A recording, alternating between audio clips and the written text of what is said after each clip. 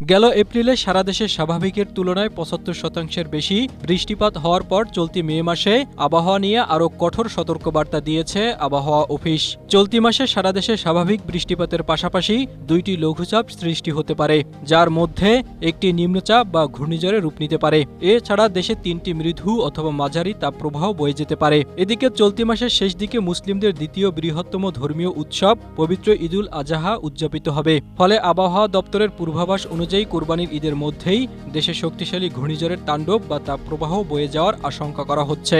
এছাড়া এ মাসে দেশে বিক্ষিপ্তভাবে ৫ থেকে ৮ দিন হালকা শিলাবৃষ্টি অথবা মাঝারি তীব্র কালবৈশাখী ঝড়সহ বজ্র ও বৃষ্টিপাতের সম্ভাবনা রয়েছে। স্ট্রবেরি সুপার ডটেড ও ক্লাসিক ভ্যারিয়েন্ট সেন্সেশন জাগুক শিহরণ।